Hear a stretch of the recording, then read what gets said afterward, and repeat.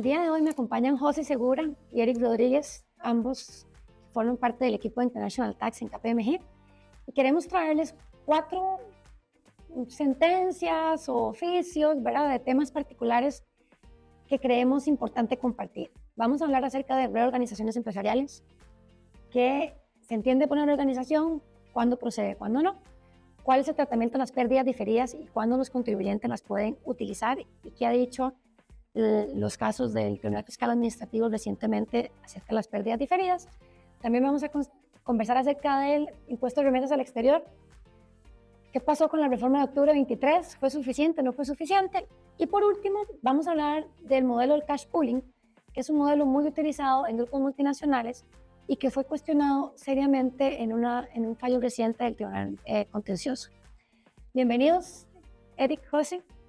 Tal vez para empezar por el tema, José, empecemos por pérdidas, porque estamos viendo que muchas empresas que en el 22 y en el 23 tuvieron pérdidas fiscales, están utilizando como último año las pérdidas en el 2025. ¿Qué es lo que dice la normativa y qué es lo que te ha llamado la atención de los fallos que hemos identificado recientemente? En primer lugar, un tema muy importante es identificar que las pérdidas son un gasto deducible en periodos futuros, pero tenemos tal vez que tomar en cuenta 2 cosas muy importantes. La primera es que tienen que ser pérdidas propias de la operación, es decir, de la actividad gravable con el impuesto a las utilidades. Y en segundo lugar, que la ley del impuesto sobre la renta nos dice específicamente que tienen que estar registradas como pérdidas diferidas. Entonces, lo que nos llama la atención de un fallo reciente del Tribunal Fiscal Administrativo es que el tribunal analiza una resolución de la Administración Tributaria en donde se rechaza el gasto deducible de pérdidas de periodos anteriores porque no estaban registradas en la contabilidad. Y tal vez lo curioso del caso es que el contribuyente alega, por ejemplo, que primero tiene su cierre financiero con base en el 31 de diciembre, luego tiene su conciliación fiscal y con base en esa conciliación fiscal determina su pérdida tributaria. Y esa es la pérdida tributaria que va a registrar, pero ese registro estaba en el periodo fiscal siguiente. Y el tribunal le indica que eso no es correcto y que la pérdida se tiene que registrar en el periodo fiscal en el cual se incurre. Es decir, si yo tengo una pérdida en el periodo fiscal 2025, yo no debería venir a registrarla ni en el 2026 ni en el 2027, sino que el impuesto de renta diferido tiene que quedar en mi resultado del 2025. Y además de eso, también otro tema que a mí me llama la atención es que el tribunal dice que a pesar de que desde la perspectiva de NIF se puede hacer ese registro posterior, la normativa tributaria debe prevalecer. Entonces, cuando el contribuyente registra esa pérdida diferida, tiene que seguir las reglas de la ley del impuesto de renta, aunque puede ser que exista una contradicción con la NIF, porque el artículo 128 del Código Tributario y el artículo 100 del reglamento a la ley del impuesto sobre la renta nos obliga a conciliar fiscalmente y expresamente la normativa lo dice. Cuando exista contradicción, prevalece la normativa tributaria. Sí, un tema importante ahí es que efectivamente nosotros solemos revisar provisiones de lo que se va a hacer el impuesto.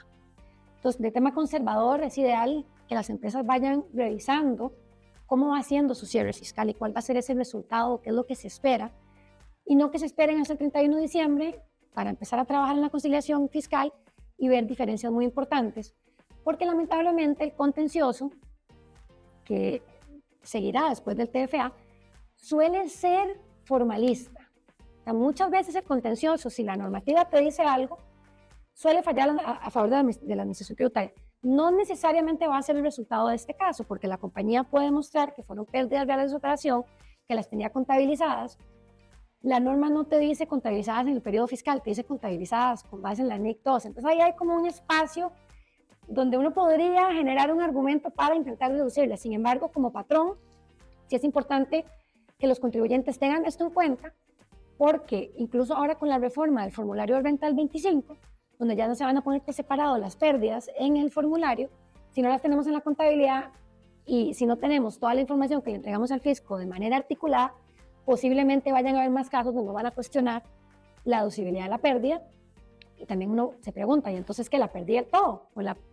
¿Cómo corrijo? ¿Rectifico? ¿verdad? Los estados financieros no necesariamente se rectifican, a veces hay momentos donde está cerrado el estado financiero y no hay manera de ir a abrirlo. Entonces son cosas que la administración tributaria también tiene que entender cuál fue la intención del uso de la pérdida. Es una posibilidad que da la norma para aprovechar el gasto y habría que sopesar cuánto pesa más, si la parte formal donde sí se está cumpliendo o que al no cumplir con ese requisito básicamente no puede entrar, digamos, a la fiesta del uso de las pérdidas. Un tema importante también ahí es que nos ha pasado muchas veces que por norma financiera, si vos no demostrás como compañía que vas a poder aprovechar esas pérdidas en un determinado tiempo prudencial, auditoría financiera te pide que no las puedes tener, no puedes tener ese activo. Entonces la norma no te dice cómo alinear estas dos normativas. Y ahí, como decir, yo creo que los artículos que mencionaste podrían servir para efectos de defender la pérdida. Valdría la pena seguir el rastro a este caso y ver un poco el contribuyente cómo logra articular o defender a un nivel de un contencioso que sí tenía la pérdida diferida y que por tanto es un gasto deducible. Un tema no menos complejo en temas de interpretación, en temas de lo que hemos visto a través de los oficios del 24 y del 25, es el principio de territorialidad cuando hablamos de remesas al exterior. Contanos un poco de cuál es la base, qué pasó en octubre 23 cuando se reformó el artículo 1 de la ley de renta, ¿fue suficiente o no fue suficiente para efectos de tener más certeza sobre qué procede impuesto de remesas al exterior, ¿no? Especialmente en servicios brindados desde el exterior? Claro, muchas gracias, Cris. Es muy interesante porque en efecto tuvimos una reforma en lo que fue octubre 2023 y tal vez para dar un poco de contexto tenemos que ver el antes y el después, ¿verdad? Porque antes de esta fecha teníamos, como siempre, un principio de territorialidad, pero la definición iba muy concreto a que se consideraba renta de fuente costarricense aquella generada de servicios prestados, bienes situados y capitales utilizados dentro del territorio nacional. Y ya parecía que esto era claro en el sentido de que teníamos un sistema territorial. Geográfico. Exactamente. Sin embargo, teníamos una jurisprudencia muy extensiva de este principio, por ejemplo, en el caso igualmente de servicios o igualmente en el caso de intereses por inversiones en el exterior, donde la fuente se encontraba, valga la redundancia, fuera del territorio nacional y desafortunadamente las autoridades fiscales y posteriormente algunos precedentes judiciales ratificaron esa posición agresiva considerándole como objeto de tributación aquí en el país. Entonces, tenemos ese contexto y pasamos a octubre 23 y hay una reforma al artículo 1 de la ley del impuesto sobre la renta. Y tal vez muy importante mencionar, tenemos dos cédulas del impuesto, el impuesto sobre las utilidades, igualmente el impuesto sobre las remesas al exterior. Si vemos todo el elenco normativo de lo que es el impuesto, o más bien lo que es territorialidad en Costa Rica, podemos hablar del artículo 1, 54 y 55 de la ley del impuesto sobre la renta, particularmente hablando de lo que es el 54 y 55, lo que es el impuesto a las remesas al exterior. Esto para que veamos un poco todas las normas que tenemos en materia de territorialidad. Pero ¿qué ocurre? Tenemos esta reforma al artículo 1 y se refuerza ese criterio de ligamen geográfico que tenemos en el país para considerar que una renta es de fuente costarricense. Igualmente se amplía un poquito lo que es los puntos de conexión al país, siempre se mantiene lo que es servicios prestados en territorio nacional, igualmente lo que es bienes situados en territorio nacional. Interesante, capitales, se menciona ahora invertidos en el territorio nacional, le da más fuerza para el tipo de transacciones que estamos hablando, ¿verdad? Y por último, lo que son derechos, que ahora sí se menciona hay un criterio de utilización. Sin embargo, siempre se habla que estas rentas tienen que estar generadas dentro de los límites geográficos establecidos por la Constitución Política.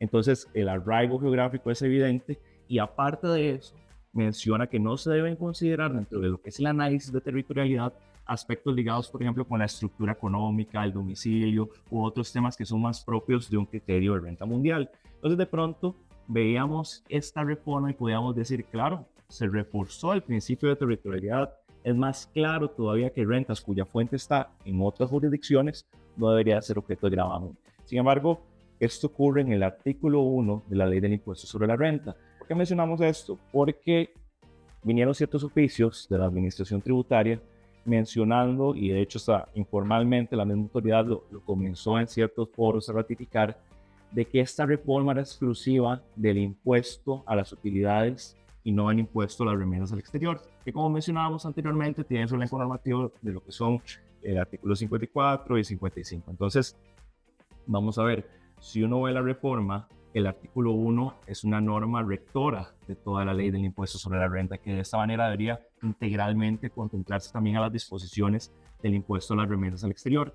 ¿Qué fue lo que ocurrió? Que en estos precedentes la administración tributaria buscó siempre mantener su posición extensiva, particularmente en el caso de servicios prestados desde el exterior, y únicamente porque hay una vinculación con la operación del contribuyente en territorio nacional sea Gravamen. considerado objeto de gravamen, exactamente. Entonces, es una postura que nos parece que primero por la reforma podríamos decir que tal vez no es íntegra a lo que ha hecho la reforma, todo lo que es la ley, pero aparte de eso olvida que el artículo 54 tiene su propio concepto de renta fuente costarricense, en el cual rescata también este principio de territorialidad.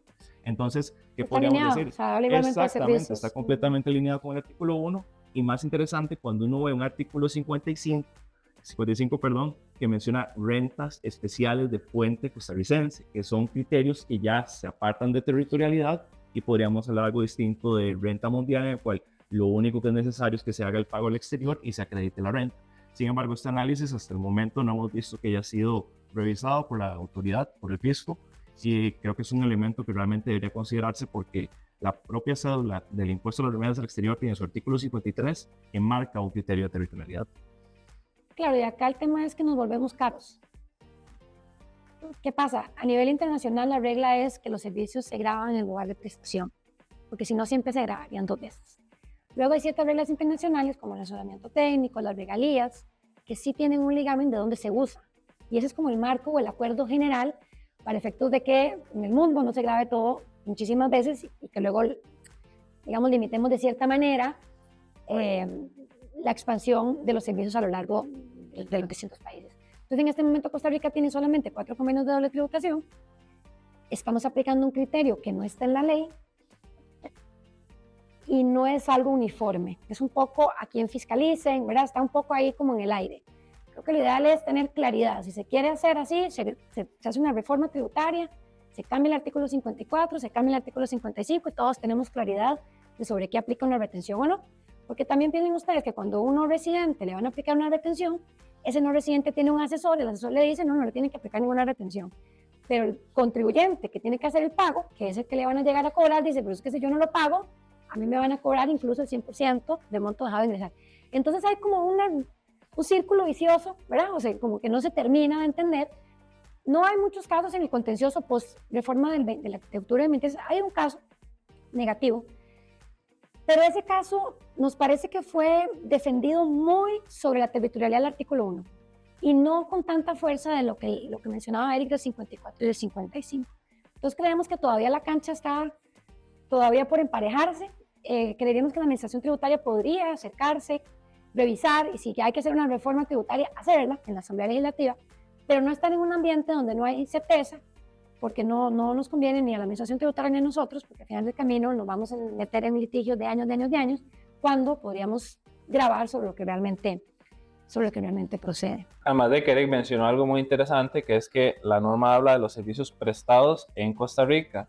Y cuando uno revisa lo que dice la administración tributaria, en algunas oportunidades inclusive afirma, aunque el servicio sea prestado en el exterior, es consumido dentro de Costa Rica, pero la ley no habla de consumo tampoco, ni de que el servicio se concrete en donde se utiliza. Entonces es una interpretación que no está en la ley, entonces genera también inseguridad jurídica, porque estamos basándonos en una aplicación de una norma que luego se interpreta de una forma que es difícil llegar a esa conclusión si yo me baso solo en lo que dice la ley, que me lleva a otro punto, que es el principio de reserva de ley que está en la Constitución y en el Código Tributario, que no sé si ustedes recuerdan, pero por ejemplo, cuando esto llegó a la Sala Constitucional, antes de la reforma, la Sala había dicho que no se violentaba el principio de reserva de ley con esa interpretación extensiva de la administración tributaria. Entonces a mí me gustaría ver también qué pasaría ahora que la ley es mucho más expresa, si eventualmente podríamos, como dice Cristina, llegar a etapas posteriores en donde un tribunal analice certeramente si realmente ya se está violentando el principio de reserva de ley o no, porque ya la norma es muchísimo más expresa. En el legislador, que también pues, es importante dentro del proceso de creación de normas en Costa Rica, cuál es la intención del legislador. Que también ahí el Tribunal Contencioso analizó un caso, pero lamentablemente era con la normativa anterior, entonces no aplicó retroactivamente la reforma. Habría que esperar también igualmente ver si llega otro caso al contencioso, pero de una retención ya nueva después de la reforma del 2023, ¿qué interpretación se aplicaría? Porque como Cristina dice, no tenemos jurisprudencia judicial hasta este momento donde podamos ver cómo se aplica esa nueva norma, ¿verdad? Tal vez como conclusión de este punto, la recomendación es consistencia. Si aplica un criterio de retención sobre proveedores no relacionados, hágalo también con relacionados. Y si aplica un criterio donde va a retener con relacionadas o con no relacionadas, o sea, no apliquemos criterios distintos para hechos similares, porque entonces técnicamente nos vamos a quedar sin argumento. Brincando rápidamente, José, en organizaciones empresariales no hay casos en el contencioso, no hay casos en el TFA. Lo que hemos visto es una gran cantidad de oficios. Recuerde que no son vinculantes, son informativos, ¿verdad? Instruyen. Esta figura fue copiada de la normativa española, entonces también podemos utilizar los oficios de la DGI española para que nos instruyan un poco. Pero en corto, ¿qué es una organización empresarial y cuándo el contribuyente podría utilizarla para efectos de no generar una ganancia de capital? Sí, inclusive es una norma que está en las directivas de la Unión Europea. Entonces, estamos basándonos en una norma muy específica. Tenemos un artículo solamente en la Ley del Impuesto sobre la Renta en Costa Rica, cuando estamos intentando imitar jurisdicciones que tienen una normativa súper amplia, ¿verdad? De capítulos de 30, 40 artículos. Empezando por ahí. Entonces, tenemos un artículo que nos da una serie de líneas y tal vez lo más importante es el motivo económico válido, que se mantengan los valores en libros y que justamente sea dentro de una reorganización empresarial, o sea, dentro de un mismo grupo que se está reorganizando. Ya hemos tenido oficios desde el 2020 que empezó a regir esta norma, pero lo más reciente que ha emitido la Administración Tributaria, en este caso oficios de consultas, es, en primer lugar, que tiene que existir motivo económico válido. Evidentemente, tenemos que poder justificarlo. Y en segundo lugar, ese motivo económico válido no puede ser, digámoslo así, algo que yo supongo que va a pasar. Tiene que ser algo certero. Es decir, si yo, por ejemplo, voy a fusionar entidades para tener un ahorro en gastos administrativos, tiene que ser exactamente, poder demostrar que efectivamente dejé de incurrir en tales y tales gastos y por eso realicé la reorganización. Y el segundo punto es que en un oficio reciente la Administración Tributaria indicó que el ahorro fiscal no es un motivo económico válido. Pero llegamos hasta ahí. ¿Por qué a mí me llama la atención? Porque cuando uno compara, por ejemplo, con la Unión Europea, lo que la Unión Europea, diferentes jurisdicciones, inclusive el Tribunal de Justicia de la Unión Europea, lo que ha dicho es que el ahorro fiscal ciertamente no justifica la neutralidad fiscal, pero más allá de eso, sí desarrolla que puede ser un resultado accesorio. Por ejemplo, si yo tengo 5 sociedades y las fusiono, ciertamente voy a dejar de pagar 4 impuestos de personas jurídicas, ¿verdad? Yo no estoy buscando ese resultado, pero ciertamente se va a dar. Entonces, también tenemos que desarrollar un poco que puede eventualmente darse ese resultado, pero no es lo que yo estoy buscando. Sí, que no haya un abuso, es decir, la reorganización no busca un abuso de normas que me reduzca significativamente la carga tributaria y nada más. Correcto. Si es un efecto rebote, perfecto, porque al final del camino hay ahorro en equipo administrativo, hay ahorro en contabilidad, hay sinergias dentro de los negocios que finalmente terminan aprovechando mejor los créditos fiscales, ¿verdad? Pero el motivo económico válido no es dejar de pagar, ¿verdad? Es un poco lo que dice. Sí, es bien interesante. Y ahora que estamos con este ambiente de todo tan digitalizado, de veras, reiteramos mucho en esto, el file de defensa, tengan muy bien justificado en las actas de juntas directivas, en las minutas, no sé si hay un business case en particular que genere, porque estas decisiones no se toman de la noche a la mañana, cuando estamos hablando de grupos empresariales, ya si son temas personales, pues es diferente, porque a diferencia de otros países, Costa Rica tenemos sociedades para tener una moto, en otros países no, entonces acá pueden haber fusiones para tener un montón de casos y no hay motivo económico per se que requiera mucha documentación, porque eran sociedades inactivas, pero es importante tenerlo en cuenta. Y en los últimos minutos les queremos comentar sobre una sentencia, esta sí del contencioso del Tribunal Contencioso, de diciembre del 24. Y a mí me llama poderosamente la atención porque es bastante agresiva la conclusión. Ustedes saben que las empresas multinacionales, para efectos de obtener mejor rendimiento de sus dineros, para mejor control de sus dineros, administrar mejor las inversiones, a nivel internacional existen los modelos de cash pool, donde básicamente somos un grupo que lo conforman N cantidad de subsidiarias en el mundo. No tiene sentido que cada quien haga sus inversiones en los certificados de depósito locales, sino que se busque a traer los recursos a una cuenta maestra para invertir no $10,000, sino $1 millón, por poner un ejemplo. Obviamente el rendimiento que nos van a pagar es mucho mayor, el riesgo va a ser más controlado y la eficiencia de los recursos también. Pues resulta que teníamos un grupo multinacional en Costa Rica que tenía una entidad financiera, un cash pooling en Bélgica. Del caso se ve que tienen los contratos estructurados, donde la entidad en belga que forma parte del grupo administra los recursos no solo de Costa Rica, sino que de toda la región latinoamericana, incluida también la región europea.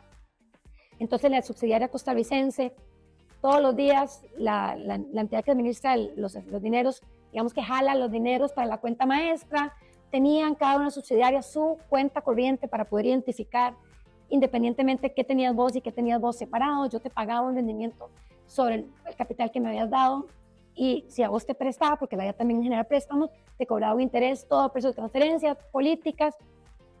Llega la administración tributaria y dice, no, muy bien lo del cash pooling, eso es un dividendo, eso es un beneficio asimilable al dividendo. Todo el dinero que la entidad costarricense tiene invertida en la cuenta maestra de su entidad del grupo, le aplicaron un 15% por ser asimilable al dividendo. Acá lo tenía en pantalla, porque básicamente te dicen que los contribuyentes del artículo 2 que paguen beneficios o asimilables van a estar sujetos a la tarifa del 15%, y que no es necesario cumplir con la normativa del Código de Comercio porque eso es una norma presunta para efectos fiscales.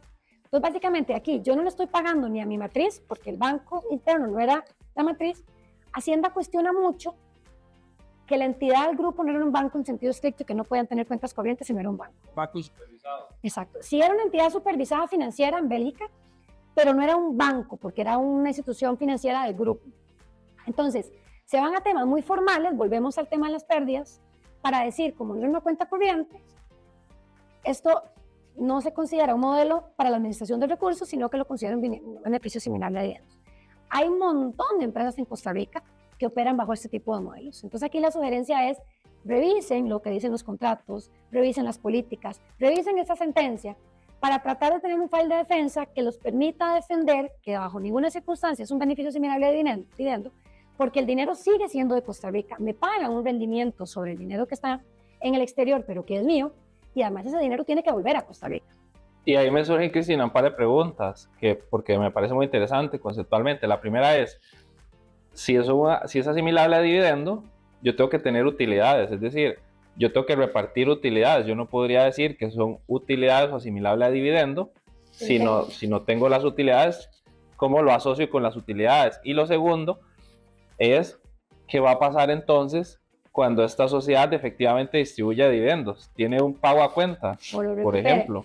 En este caso, el contribuyente se defiende y hace justamente esa observación. La administración tributaria le dice que no es importante porque cuando es asimilable a dividendos no hay que tener renta bruta. Entonces, yo creo que cuando la norma, y lo conversábamos, dice asimilable a dividendos, es cuando, por ejemplo, un socio se compra una casa con plata de la sociedad, que es evidente que quien vive en la casa es el socio, y que es evidente que se tuvo que haber hecho una distribución de dividendos para que el socio tuviera el dinero para poder comprarse la casa. Eso es lo que la norma quiso. Pero figuras como estas, que están en total cumplimiento de normas internacionales, que cumplen con precios de transferencia, que además hay una realidad económica, sí hay un ahorro, sí hay una inversión, sí hay un contrato con una institución financiera al exterior, sí hay una supervisión, esto simplemente es un ánimo recaudatorio tratando de alargar el hecho generador de la norma y crear ornitorrincos jurídicos que luego tenemos que ver cómo la sala va a ir a resolver. Claro, y tal vez nada más para hacer un comentario y aunar al tema de realidad económica. Es decir, el cash pooling estamos hablando que es un tema de estrategia financiera. Estamos administrando y gestionando lo que son los excesos de efectivo que tienen las entidades, si fuera un grupo multinacional y grande. Es decir, hay un tema de facilidad operativa y financiera en poder gestionar todos esos recursos y hacer inversiones que igualmente, mayor músculo, mayor facilidad también para acceder a distintos mercados, mejores rendimientos. Es decir, es algo que en realidad económica tiene total soporte y que debería reflejarse, y muy importante en un file de defensa, tener toda esa documentación para demostrar la importancia más bien del por qué es que el grupo llega a utilizar estos instrumentos. Correcto, y esto también nos trae una conclusión de que cuando defendamos nuestros casos, pensemos en que quien va a resolver no sabe de impuestos. Entonces es muy importante que el cuento que estamos contando, y cuento en sentido positivo, refleje realmente el negocio, qué es lo que el grupo multinacional está haciendo y cómo no es una alternativa para evadir impuestos. Puede que sí genere cierto ahorro tributario, podría. Incluso en el caso de Costa Rica, que ese ingreso en el exterior por el rendimiento financiero sería no gravable si se cumple con la estructura, ¿verdad? Pero bueno, si Costa Rica pagare y fuera más bien Costa Rica que tuviera posición de deudor, ¿verdad? Que le tuvieran que prestar dinero, ese pago por intereses llevaría a la retención del impuesto de ingresos al exterior. Entonces, son modelos complejos. Muchas veces nos llegan contratos de grupo que no toman en cuenta las particularidades de los países.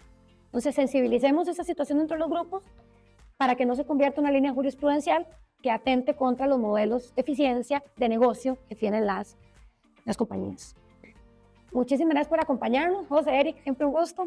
Ahí los actualizaremos qué pasa con estos casos, a ver cómo vayan a hacer la primera y nos vemos el siguiente mes.